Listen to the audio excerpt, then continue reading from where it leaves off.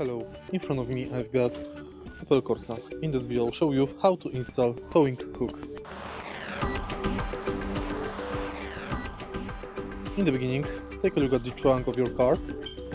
Right here you can find towing hook. Remove it and take a look right here. To open the towing hook installation tool, press here. Now remove the cap, but make it gently so you will not destroy it. Insert the towing hook here to the very end and screw it in.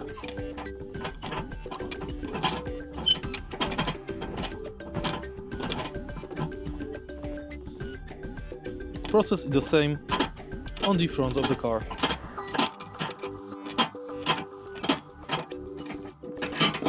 To close the cap, push it like this and press it on the left side. If you find this video helpful, please leave like, comment and subscribe.